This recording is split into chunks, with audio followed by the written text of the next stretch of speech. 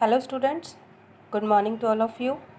आज हम करेंगे साइंस नाइन्थ साइंस का फर्स्ट चैप्टर हमारे आसपास के पदार्थ। कल हमने साइंस से रिलेटेड इंट्रोडक्शन की थी, उसके बाद आज हम अपने सिलेबस का फर्स्ट चैप्टर करेंगे, तो आप ध्यान से सुनिएगा।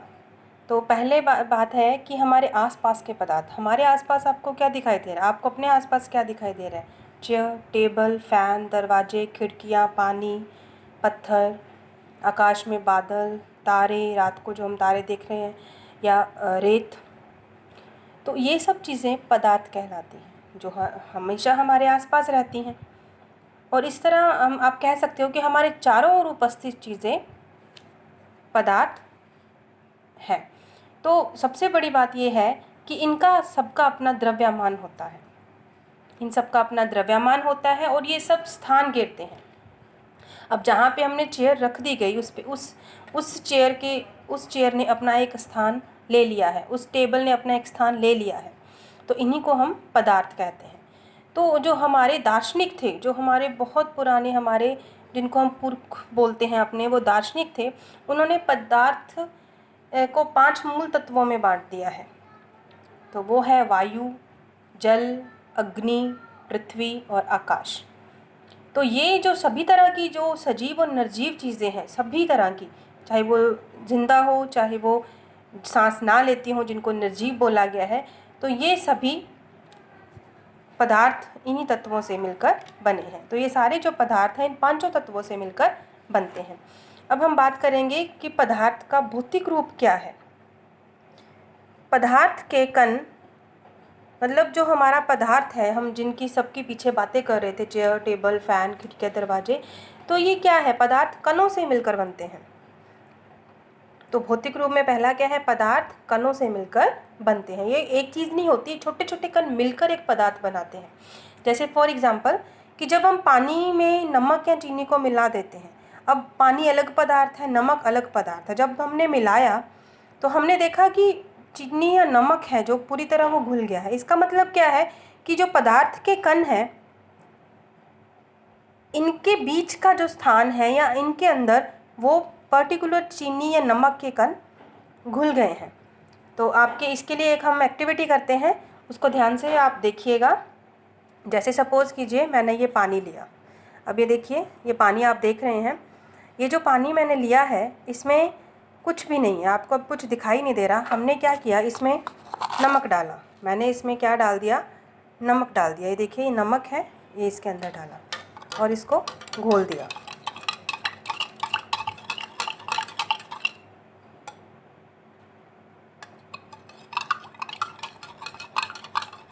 अब देखिए, बार बार चम्मच को घुमाते रहने से पानी में नमक घुल गया है। अब आप खुद देख लीजिए, इस पानी में जो नमक था वो दिखाई दे रहा है या नहीं? नहीं दिखाई दे रहा। इसका मतलब क्या है कि जो नमक है, नमक के कण हैं, उन्होंने पानी के कणों के साथ मिलकर कहीं ना कहीं वो इसके अंदर ही मिक्स हो गए हैं। सिर्फ ये चेंज आएगा इस पानी के अंदर कि नमक से पहले पानी का जो टेस्ट है वो और होगा, अब नमक डालने से पानी का टेस्ट नमकीन हो जाएगा। अब जैसे मैंने थोड़ी सी केमिकल रिएक्शन आपको शो करी है, जैसे पानी को हम क्या कहते हैं? H2O, वाटर कहेंगे, और इसी के अंदर NaCl क्या होता है? सोडियम क्लोराइड क्या होता है? नमक। तो ये जब आपस में मिलेंगे तो सोडियम हाइड्रोक्साइड बनेगा और HCl की फॉर्मेशन होगी। अब इसके बाद हम बात करेंगे कि पदार्थ के कण कितने छोटे होते हैं, कि पदार्थ के कण रियल में कितने छोटे हैं। अब हम आजकल अपने घर में रह के पढ़ाई कर रहे हैं, इसका मेन कारण तो यही है कि कुछ ऐसा वायरस है जिसका इलाज अभी संभव ही नहीं है। तो इसके लिए हम क्या कर रहे हैं, डॉक्टर्स हमें बार बार टीवी पे भी हम ऐड देखते हैं, बार बार कहते हैं कि जितना हम हैंड वॉश करेंगे हम इस वायरस से बचेंगे। तो रेगुलरली हमें साबुन के साथ हैंड वॉश करने के लिए बोला जाता है। तो मुझे एक बात बताइए, क्या आपको अपने हाथ पे देखने पे लगता है कि कोई बैक्टीरिया आपके हाथ में है? नो, ऐसा कुछ भी नहीं है, क्योंकि ये ऑलरेडी बैक्टीरिया भी इतने ज़्यादा छोटे हैं कि आप इन्हें देख ही नहीं सकते अपनी खुली आँखों से। ठीक है, तो उसके अकॉर्डिंग क्या है कि कुछ ऐसे सूक्ष्म कण होते हैं जिन्हें हम अपनी आंखों से नहीं देख, पदार्थ भी ऐसे ही कणों से मिलकर बना है।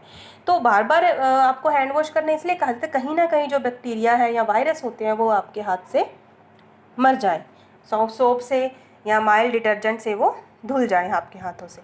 तो सबसे हम आगे जो मेन पॉइंट हम पढ़ने वाले हैं, इनके कणों की विशेषताएं। जो हमारे पदार्थ जो कणों से मिलकर बनते हैं उनकी मेन विशेषता क्या होती है।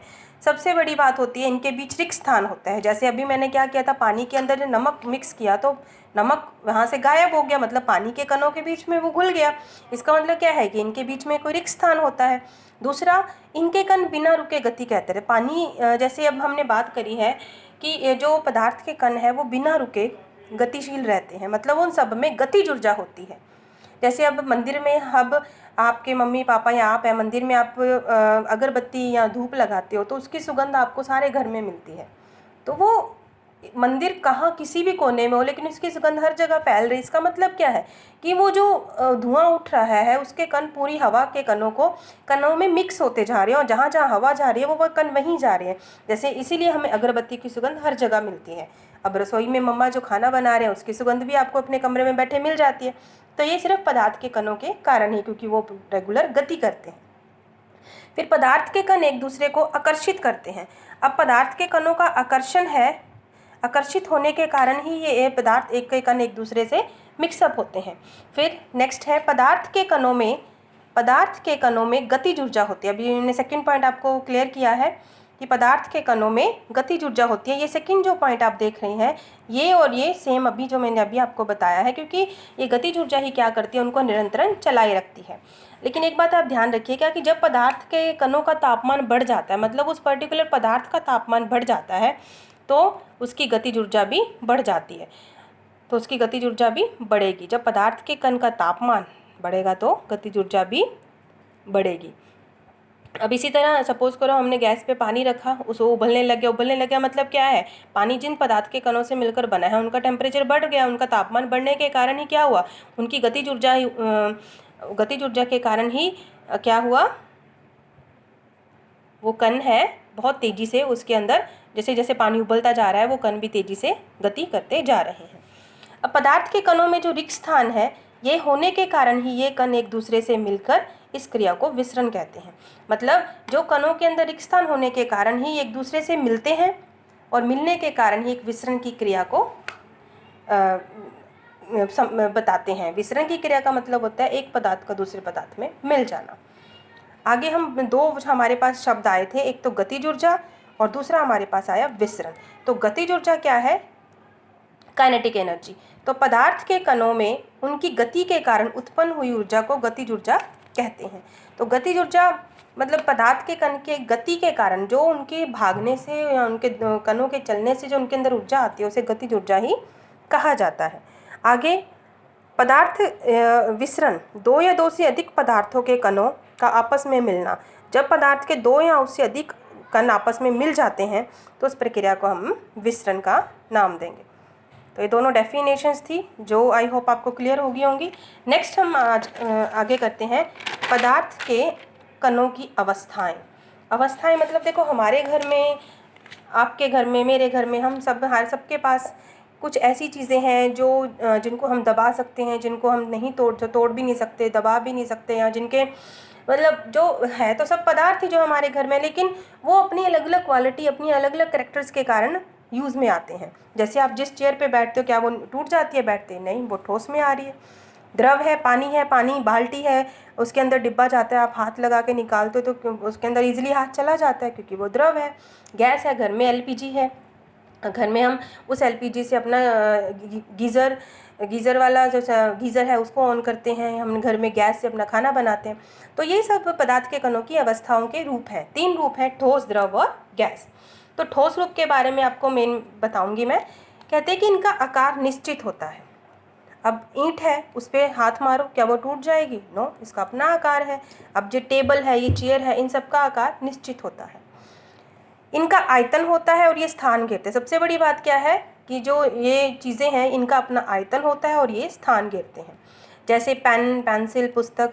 अब मैंने क्या किया, इस पुस्तक को यहाँ रख दिया, इसने अपना स्थान घेरा।